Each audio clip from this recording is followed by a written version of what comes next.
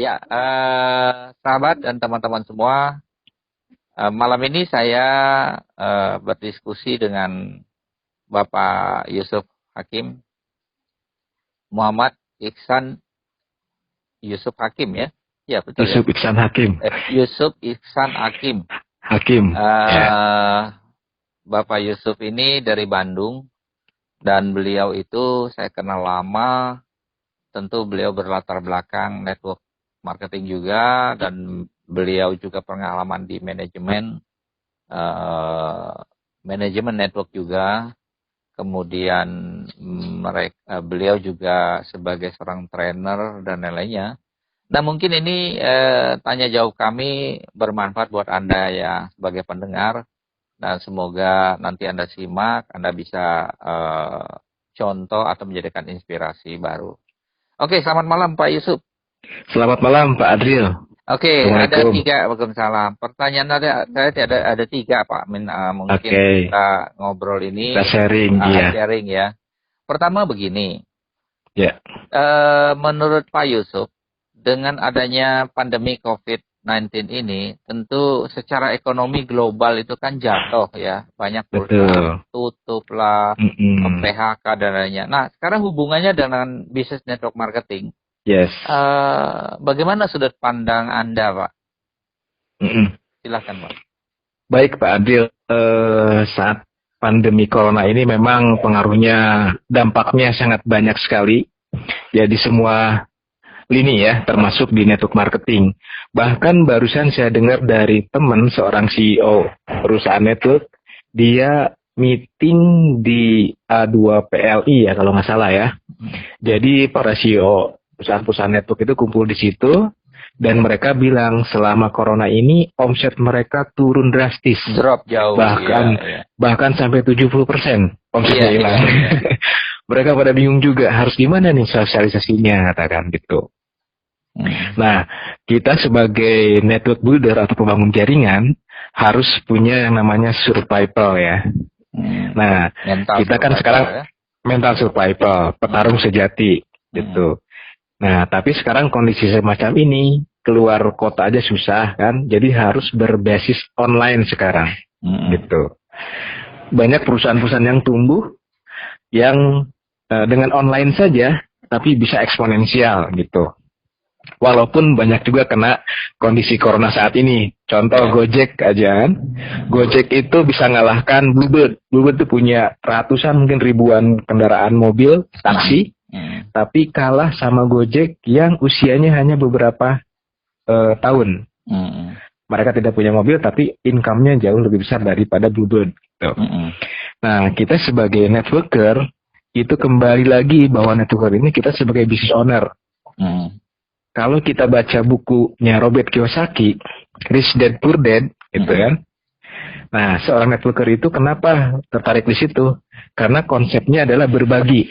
Makanya saya senang sekali dengan Pak Adil nih sebagai CEO-nya. Dia juga sudah expert dalam dunia network gitu ya.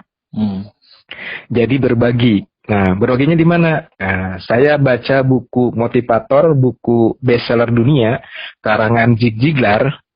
Dia bilang di dunia network ini you can have anything you want in life through this business if you just help enough other people to get what you want.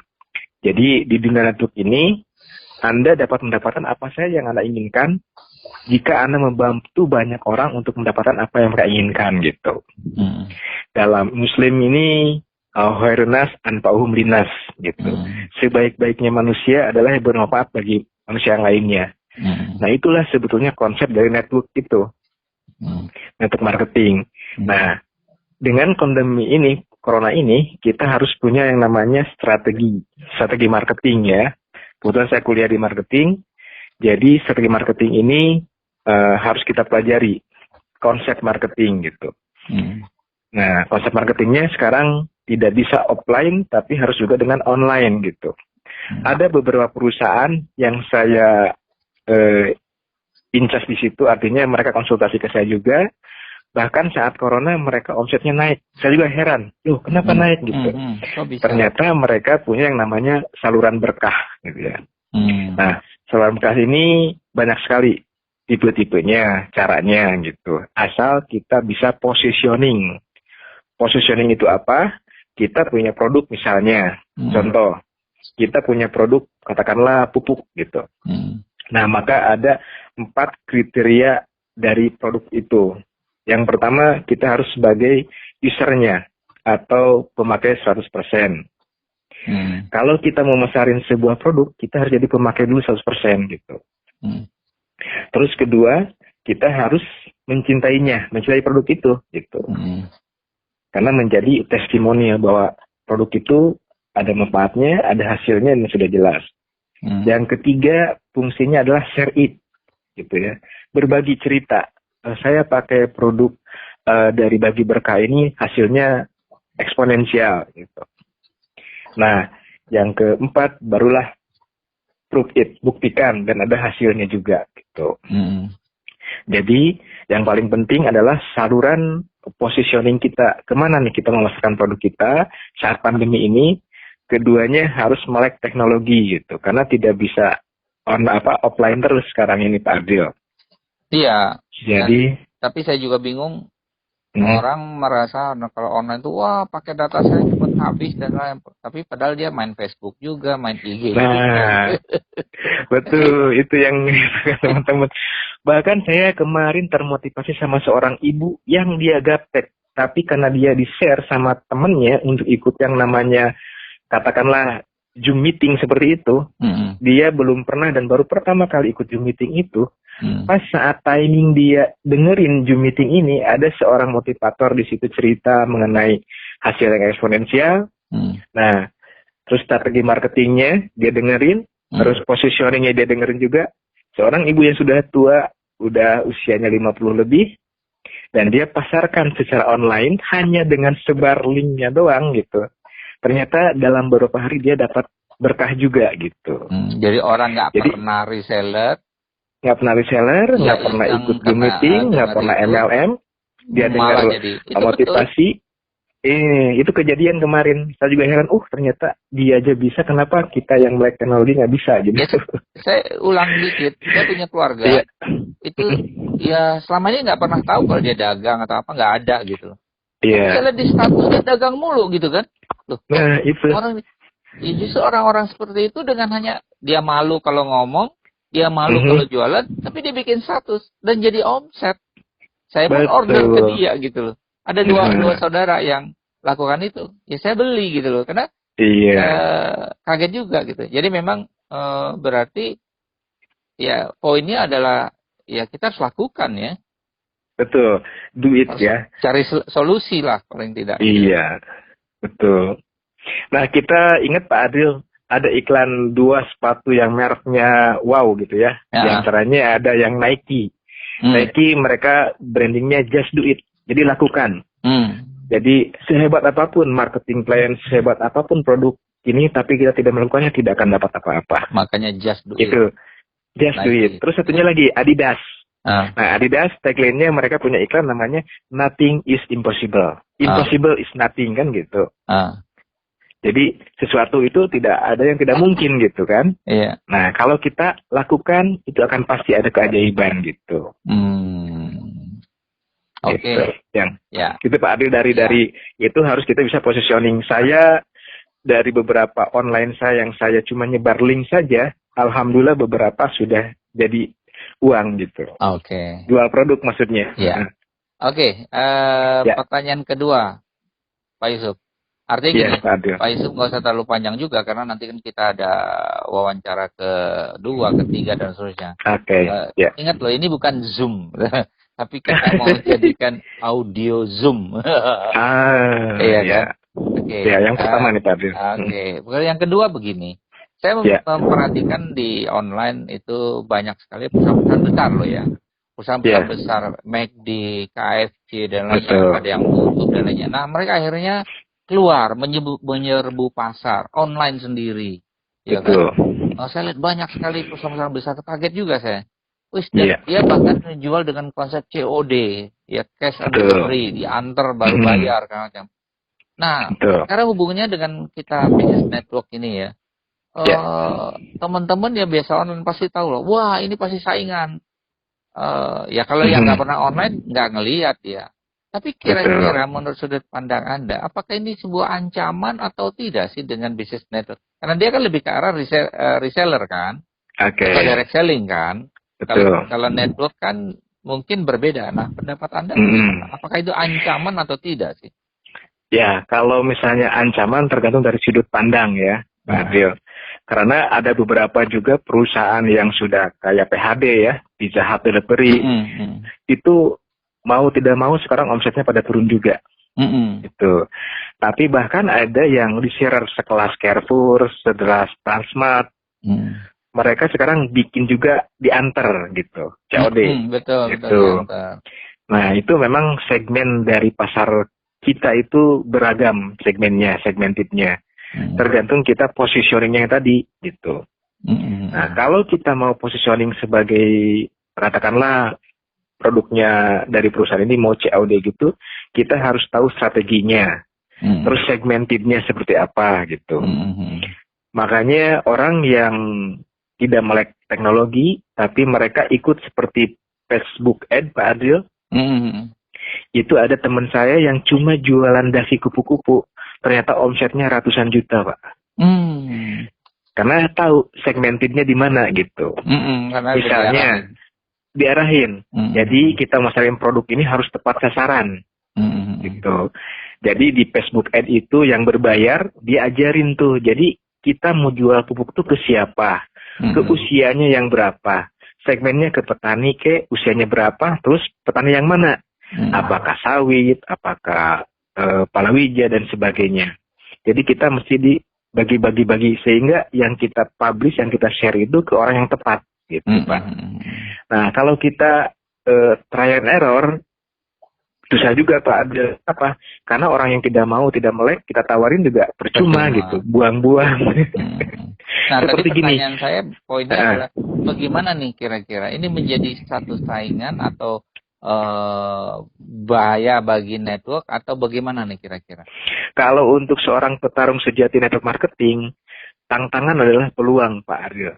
Saya ingat kata-kata itu, tantangan adalah peluang gitu. Jadi bukan ancaman ya, ancaman adalah peluang juga gitu. Jadi banyak sekali tantangan atau ancaman, jadikanlah peluang bisnis kita untuk online gitu. Tapi kita harus tahu ilmunya dulu gitu. Kayak teman saya kemarin konsultasi ke saya, Pak, saya di penbook saya itu saya sebar undangan Zoom meeting ke 2.000 orang. Terus saya tanya, yang hadir berapa Pak? Yang hadir cuma 5 orang gitu. Ya berarti kan itu kurang tepat sasaran Pak. Gitu. Gitu. Itu perlunya gitu. Nah, jawaban Pak Ari tadi adalah ancaman adalah peluang Pak. Bagaimana kita merubah suatu ancaman menjadi peluang gitu. Kembali kita harus tahu positioning di produk kita, segmennya di mana gitu. Terus kekuatan dari produk-produk yang kita pasarkan. Oke, pertanyaan ketiga, pertanyaan terakhir nih Pak. Oke. Kondisi lagi tadi, kembali ke kondisi pandemik COVID ini, banyak orang PSBB dan lainnya, ekonomi juga morat-marit, gak jelas macam. Nah, menurut Anda sebagai perusahaan network marketing, membuat paket kecil dan paket besar, paket artinya murah dan agak tinggi, menurut Anda sebenarnya yang punya potensi peluang opportunity bagusnya itu kondisi sekarang ini, yang mana Pak yang akan diterima orang? Anda sebagai konsultan pasti punya rabaan lah ya kira-kira. Betul.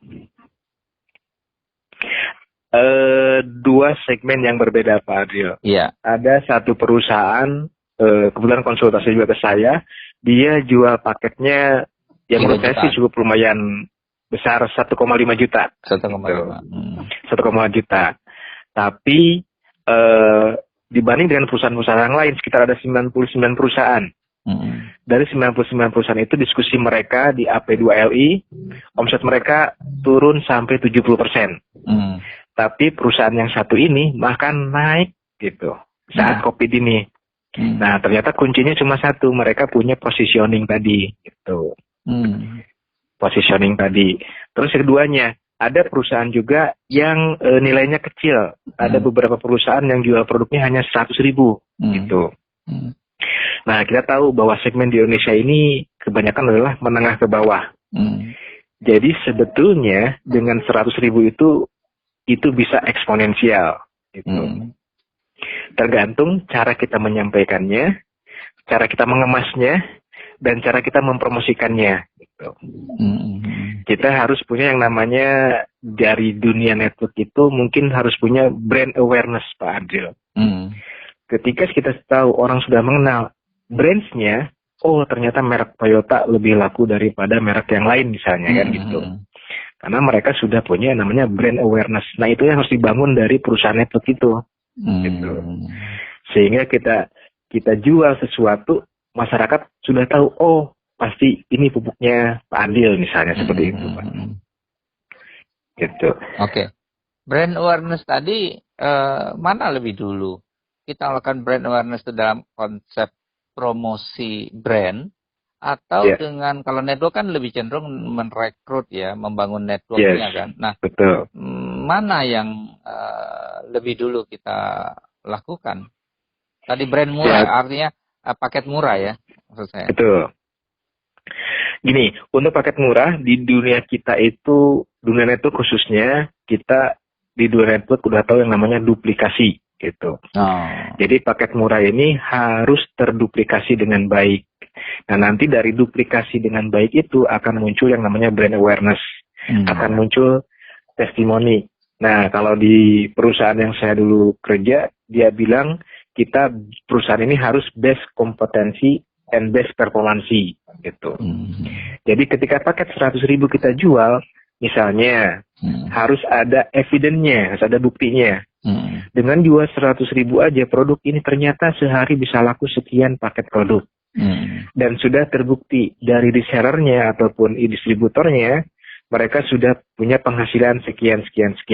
Nah itu yang membuat brand awareness gitu. Oke, Pak Yusuf, saya rasa obrolan kita saat ini cukup. Ini channel pertama Pak Yusuf gitu kan. Karena terlalu banyak juga nanti orang bingung kan. Nanti kita bikin channel kedua, channel ketiga dan seterusnya. Ini menarik ya untuk kita bahas ya. Dan saya rasa audiens kita itu tinggal klik aja dengerin suara daripada mungkin pokoknya nggak usah takut pakai datanya kesedot banyak karena kan cuma suara kan. Betul. Tapi nanti akan saya buat audio vlognya pakai fotonya Pak Yusuf. Ya itu agak sedikit besar tuh pakai datanya. Karena waktu saya mau buat di Vivo video pun itu kena langganan sebulan 47.000 tuh untuk bikin itunya aja kan. Nah jadi betul. Ada dua lah versi. Satu audionya aja kita share. Satu lagi saya bikin audio vlognya tadi. Ada gambar, ada apa buat gambaran suara Pak Yusuf dan saya ini. Oke Pak Yusuf. Untuk sementara terima kasih. Nanti saya share dan semoga